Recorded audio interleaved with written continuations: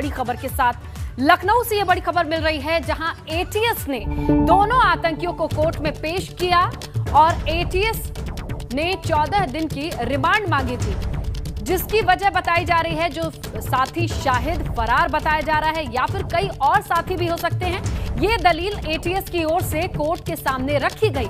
Special court ने इन सभी दलीलों को सुनने के बाद 14 दिन की रिमांड एटीएस को दे दी है।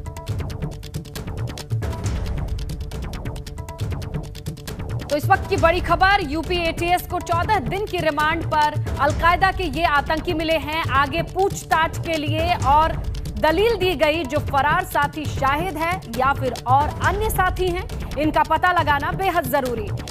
सीधा रुख करते हैं, हमारे सहयोगी विवेक हमारे साथ जुड़ गए हैं लखनऊ से, उनसे जानकारी लेंगे। विवेक, देखिए ये बेहद अहम है, चाहे शाहिद हो या फिर कोई अन्य साथी, दलील ये दी जाती है कि इनको पकड़ना बेहद जरूरी है, इसी आधार पर ये 14 दिन की रिमांड मिली है।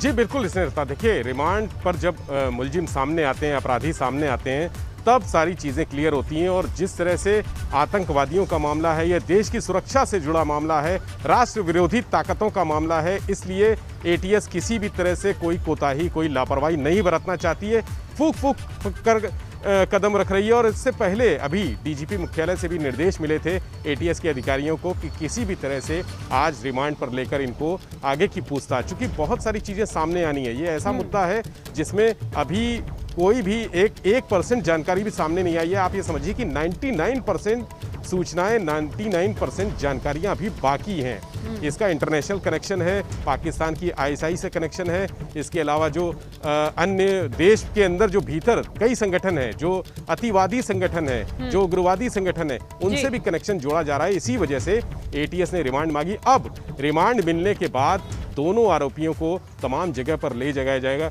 कई जगह दबिश दी जाएगी, कई इनके साथी हैं, कई मददगार हैं जिन्होंने मदद की है, जो स्लीपर सेल हैं, जो इनके लिए एक खामोश रह के काम करते हैं, चुपचाप पर्दे के पीछे रह के काम करते हैं। उसमें कोई गरीब आदमी भी हो सकता है, कोई अमीर भी हो सकता है, कई ऐसे अधिकारी भी हो सकते हैं कि जो स्लीपर सेल बनके इन एजेंसियों के आप ही काम ने ये करते हैं। जानकारी दी कि इन दोनों आतंकियों के अभी तक पासपोर्ट तक नहीं मिले हैं। सोचिए, सबसे बेसिक चीज है वो इनके नहीं मिले हैं। इसका मतलब ये है कि कितने हद तक इन्होंने अपनी आइडेंटिटी और इंफॉर्मेशन दबा के रखी हुई है। जी देखिए, इसने लता रेडिकलाइज्ड हैं, ये लोग रेडिकलाइज्ड हैं और इतना शातिर दिमाग है कि इनके दिमाग को पढ़ पाना मुश्किल होता है। सुरक्षा एजेंसियां इसीलिए मुश्किल में आ जाती हैं क्योंकि ये अपनी चीज़ों को छिपाने में, अपने भाव को छिपाने में और अपनी जानकारियों को छिपाने में माहिर होते हैं। पासपोर्ट की जानकारी तब मिली जब ये पता लगा, आसपास के लोगों से पता लगा कि ये लोग 8 साल पहले दुबई गए थे। जब ये जानकारी आई तब ये साबित हो गया कि इनके पास पासपोर्ट है। पुलिस ने पहले जब पूछताछ की थी, एटीएस के जो अधिकारी हैं उन्होंने पूछताछ की थी, तब इन्होंने साफ इनकार कर दिया था विदेश जाने से। लेकिन जब आसपास के लोगों ने बताया कि विदेश गए थे ये लोग और वहाँ से पाकिस्तान और अफगानिस्तान भी गए थे, जब ऐसी जानकारियाँ आई तब पासपोर्ट की बात सामने आई और पासपोर्ट के बारे में पूछा गया तो उन्होंने इनकार कर दिया। अभी तक इन्होंने नहीं कबूला, कोर्ट जाने से पहले, कोर्ट में पेशी से पहले इन्होंने नहीं कबूला था कि पासपोर्ट है तो कहाँ है, उसका नंबर क्या है, उसकी कोई फोटो प्रति, छाया प्रति पड़ी हो, अगर उसने नष्ट कर दिया है तो उसका नंबर हासिल करके उसकी दूसरी कॉपी निकलवाई जा सके। लेकिन शातिर दिमाग और इतने मानसिक रूप से इतने मजबूत होते हैं कि इनको तोड़ पाना बहुत मुश्किल होता है। ये 14 दिन की रिमांड इतने सारे सवाल हैं एटीएस के लिए है। ये सारे सवालों के जवाब ढूंढना इतना आसान भी नहीं है, लेकिन देखना है, ये चुनौती है और तमाम एजेंसियों से मदद किस तरीके से ली जाती है। विवेक, आप हमारे साथ बने रहिए, अगली खबर के लिए भी आपका रुख करेंगे। लेकिन इस बीच आपको बताएं, लखनऊ में अलकायदा आतंकियों की गिरफ्तारी के बाद यूपी के डीजीपी मुकुल गोयल से एबीपी गंगा की एक्सक्लूसिव बातचीत हुई कि राजधानी से आतंकियों की गिरफ्तारी के बाद पूरी तरह से पुलिस विभाग अलर्ट है।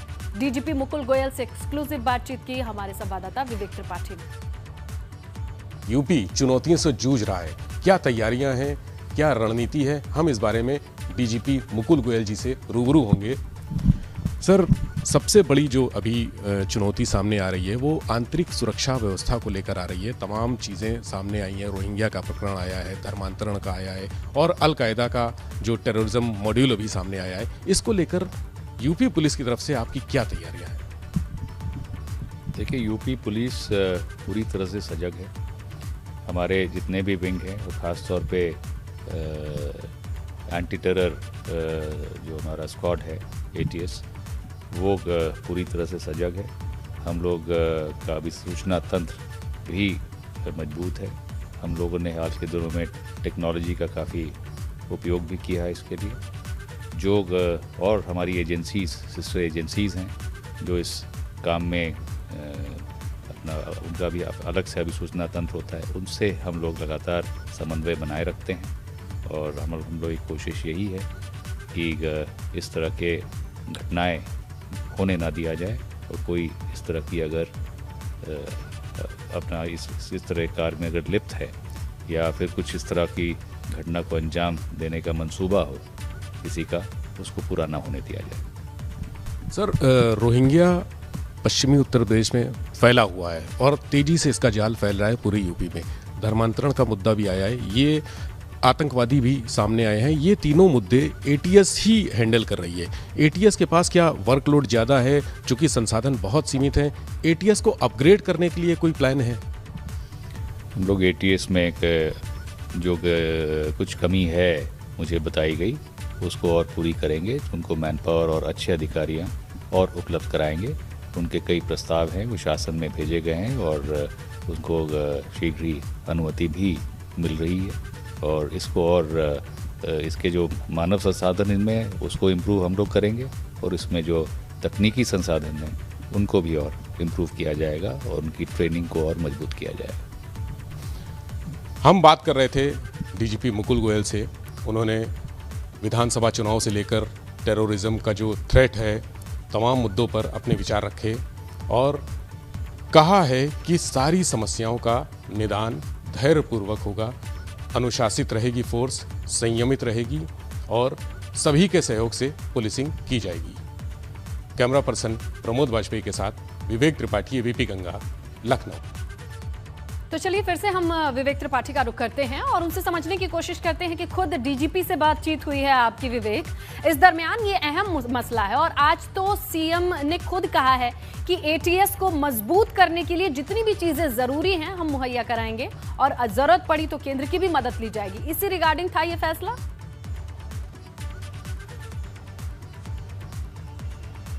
जी बिल्कुल इसने लता, देखिए ATS को मजबूत करने के लिए पहले भी तैयारियां हो चुकी हैं और ATS ने खुद एक स्पॉट का गठन किया था, यानी स्पेशल पुलिस ऑपरेशन टीम, इसका गठन किया था। पहले ये 5 टीमें थीं, माफ़ कीजिएगा, पहले 4 टीमें थीं, लेकिन अब 5 टीमें और बढ़ा दी गई। ये टोटल 9 टीमें हो गई हैं। गोरखपुर, लखनऊ, अयोध्या में ये तैनात थी, प्रयागराज में तैनात थी, लेकिन संवेदनशीलता को देखते हुए 5 और टीमें गठित की गई हैं, जिसमें 60 जवान, एक टीम में 60 जवान रहेंगे, यानी वर्क फोर्स भी बढ़ेगा, मैन पावर भी बढ़ेगी और संसाधन भी बढ़ेंगे। ATS के पास जिस तरह से लगातार धर्मांतरण के मामले आ रहे हैं, जिस तरह से आतंकवादी संगठन की एक्टिविटीज को ATS लगातार ट्रैप कर रही है, रोहिंग्या वाला मामला कई महीनों से चल रहा है, रोहिंग्या पूरे प्रदेश में फैले हुए हैं और जिस तरह से वो पश्चिम बंगाल से यहाँ पर यूपी में अपना गढ़ बनाते जा रहे हैं, तौर पे कई तरीके की चुनौतियां हैं। ऐसे में ATS का लोड कम होना और ज्यादा सशक्त होना, ये तमाम चीजें हैं। अब इसके हिसाब से आगे के एक्शन भी लिए जा रहे हैं। विवेक, आपका शुक्रिया तमाम जानकारी के लिए।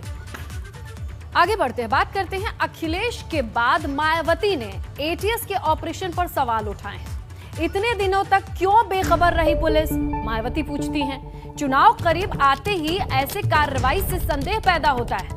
ऐसी कार्रवाई ना करें जिससे जनता में बेचैनी हो, ये मायावती ने सवाल खड़े किए हैं और ट्वीट करके उन्होंने ये सवाल पूछा है।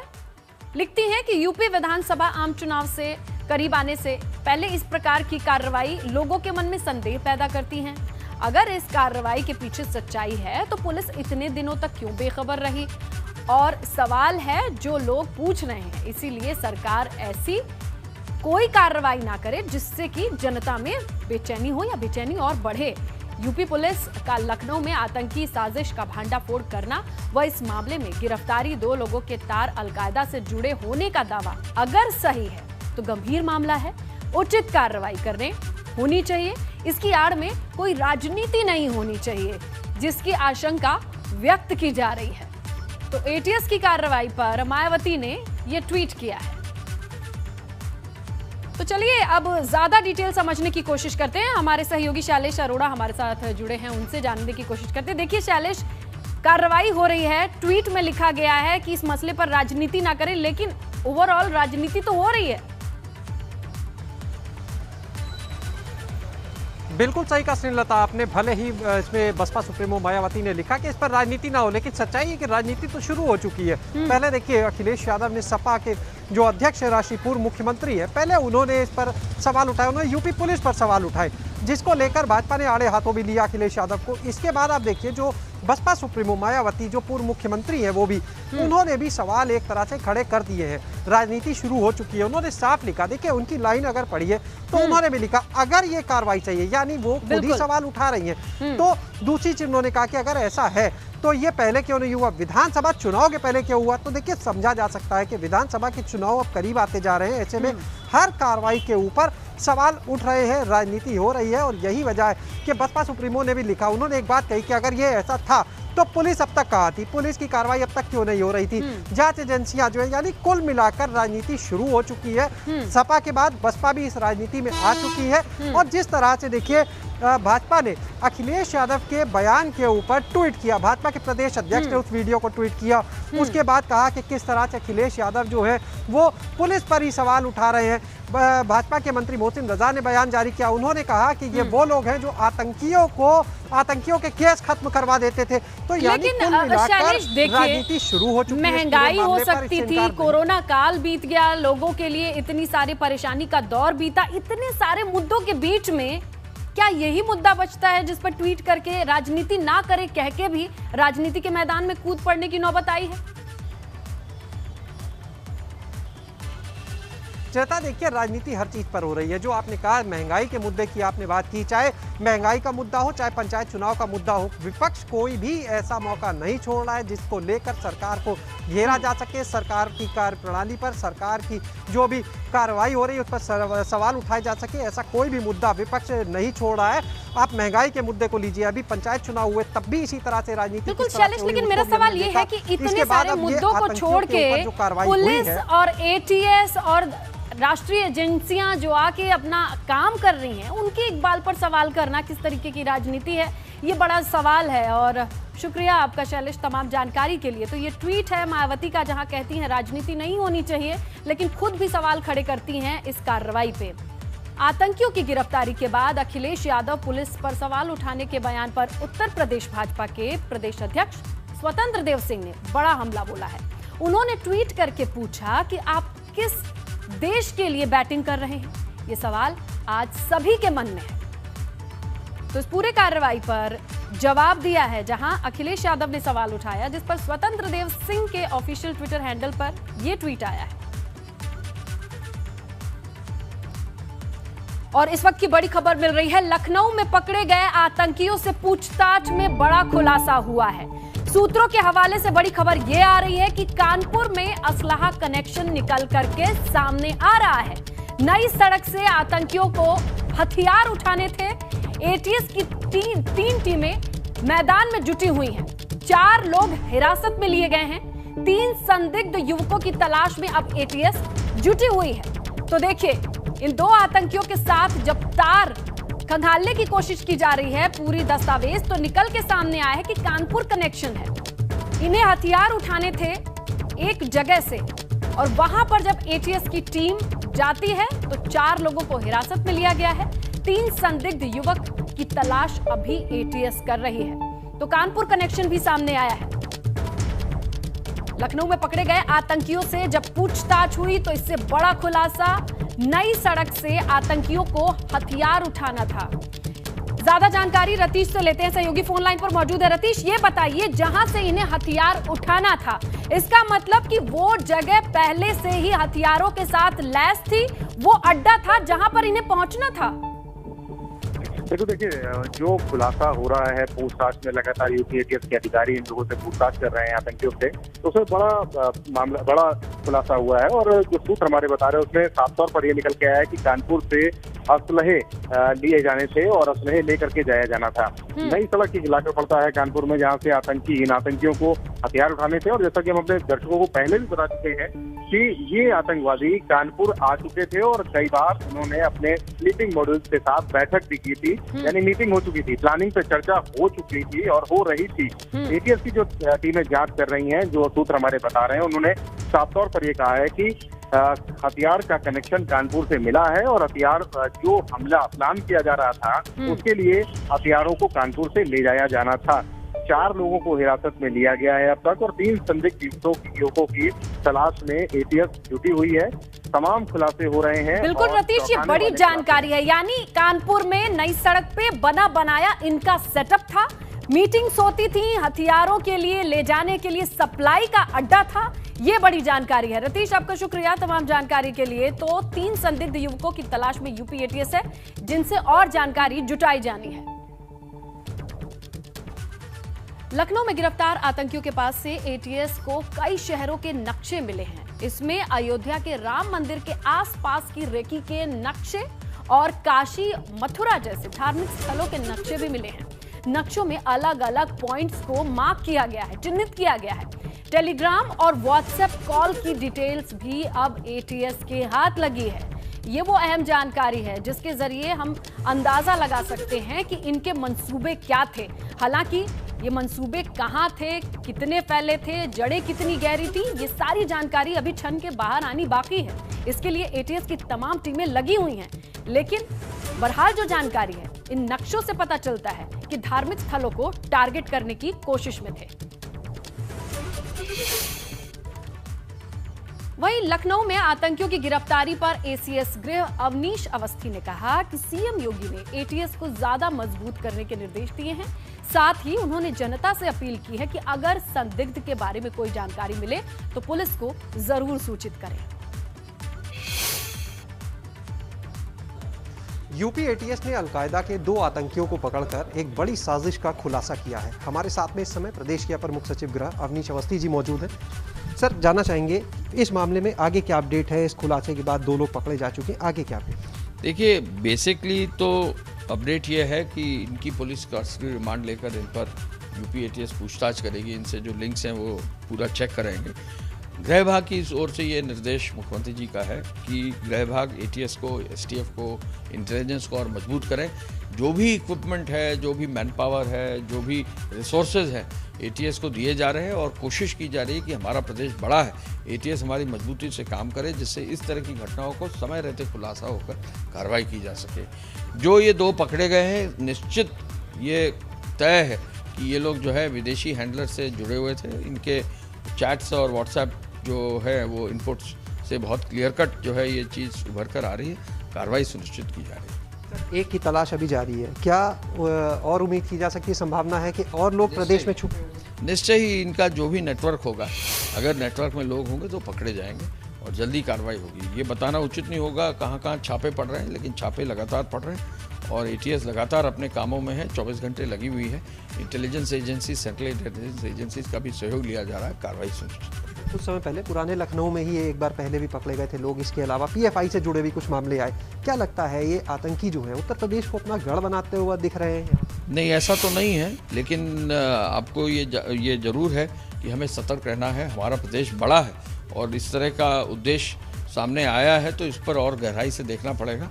हमारी एटीएस मजबूती से काम चूंकि कर रही है तो हम लोग कोशिश करें कहीं भी इस तरह की घटना किसी भी रूप में होने ना पाए, समय रहते सबको ऐसे पकड़ लिया। धार्मिक स्थलों की सुरक्षा या और जो ऐसे पॉइंट्स हैं जहां पर मास में लोग रहते हैं, चाहे रेलवे स्टेशन हो, एयरपोर्ट्स हो, इनको लेकर क्या कोई नई फिर से समीक्षा की जा रही है? देखिए, धार्मिक स्थलों की सुरक्षा के लिए लगातार समीक्षा होती है, हर 3 महीने बैठक भी होती है। जितने भी धार्मिक स्थल हैं उनकी समीक्षा करते हुए उनके लिए नए इक्विपमेंट और मैन पावर इंक्रीज करने के आदेश पहले ही दिए जा चुके हैं। तो वो कार्रवाई तो अपनी तरफ से चल रही है। ये जब 2 लोगों का इंटरोगेशन होगा तो और चीज़ें सामने आएंगी और जो भी इसका नेटवर्क होगा उसको मजबूती से कार्रवाई की। क्या केंद्र से भी जो केंद्रीय एजेंसी है उनसे भी संपर्क में है? देखिए, जो भी हमारी एजेंसी वो ऑलवेज केंद्रीय एजेंसी से संपर्क में रहती है, उनका मार्गदर्शन भी लेती है। तो वो प्रक्रिया तो सतत प्रक्रिया है, उसमें कहीं ना कहीं जो है मजबूती से काम किया जाता रहा है और कराया जाता रहा है। शुक्रिया बात करने के लिए। तो यहाँ पर हमने सुना अवनीश अवस्थी जी को, जिन्होंने बताया कि केंद्रीय जो एजेंसीज है उनसे संपर्क में है। जो धार्मिक स्थल है वहाँ की सुरक्षा व्यवस्था की फिर से समीक्षा की जा रही है और प्रदेश में STF, ATS समेत अन्य एजेंसियों को मजबूत करने का काम भी किया जा रहा है। कैमरा सहयोगी राजू के साथ शैलेश अरोरा, ABP गंगा। ये लखनऊ से आई बड़ी खबर का रुख करते हैं, जहां लखनऊ में पकड़े गए आतंकियों का कानपुर कनेक्शन सामने आया और इसके बाद कानपुर को हाई अलर्ट मोड पर रखा गया है। शहर में रेलवे स्टेशन, बस स्टैंड और जितने भी अहम जगहें हैं उनकी सुरक्षा को बढ़ा दिया गया है। वहीं आतंकियों के मददगार शहर में छिपे हो सकते हैं, इसकी आशंका के चलते सघन चेकिंग अभियान भी चलाया जा रहा है। शहर में जगह जगह बैरिकेडिंग है और गाड़ियों को रोका जा रहा है। आने जाने वाले लोग जो संदिग्ध लग रहे हैं उनकी तलाशी ली जा रही है, पूछताछ की जा रही है। लखनऊ में पकड़े गए अलकायदा के 2 आतंकियों का कनेक्शन कानपुर से निकलने के बाद कानपुर पुलिस हाई अलर्ट पर है और आपको तस्वीरें दिखाएं। चौराहे चौराहे पर पूछताछ की जा रही है और जांच की जा रही है कि जो लोग निकल रहे हैं उनमें कोई संदिग्ध तो नहीं है। कानपुर पुलिस को आज हाई अलर्ट पर रखा गया है और लखनऊ में पकड़े गए आतंकियों का कानपुर कनेक्शन सामने आया था, जिसके बाद शहर में रेलवे स्टेशन, बस स्टैंड सहित महत्वपूर्ण स्थानों की सुरक्षा बढ़ाई गई है और आतंकियों के मददगार शहर में होने की आशंका के चलते सघन चेकिंग अभियान चलाया जा रहा है। शहर में जगह जगह बैरिकेडिंग्स लगाकर देखें, आपको दिखाएं कि बैरिकेडिंग्स लगा करके पुलिस लगातार चेकिंग अभियान चला रही है और संदिग्ध लोगों की तलाशी भी ली जा रही है। बाकायदा गाड़ियों को रोक करके न सिर्फ उनके कागज देखे जा रहे हैं बल्कि ये भी देखा जा रहा है कि उनके कौन अंदर बैठा हुआ है। शहर में अलकायदा के जो कनेक्शन मिले हैं, आतंकियों के जो आतंकी लखनऊ से पकड़े गए थे उनके जो कनेक्शन मिले हैं, उसके बाद कानपुर की पुलिस अलर्ट मोड पर है और आपको फिर से दिखाएं, देखिए किस तरीके से लोगों को रोका जा रहा है और उनसे पूछताछ बाकायदा की जा रही है। देखा जा रहा है गाड़ी में कि कोई संदिग्ध तो नहीं है, क्योंकि ये माना जा रहा है कि यूपी ATF ने जो छापेमारी की है कानपुर शहर में, कुछ लोग भागने में सफल हुए हैं, लेकिन यूपी ATF की जो छापेमारी हुई है उनमें कुछ संदिग्धों को भी पकड़ा गया है। उसके बाद से सघन चेकिंग अभियान पूरे कानपुर शहर में इसी तरीके से हर चौराहे पर चलाया जा रहा है। कानपुर से कैमरामैन पंकज निगम के साथ रतीश त्रिवेदी, ABP गंगा।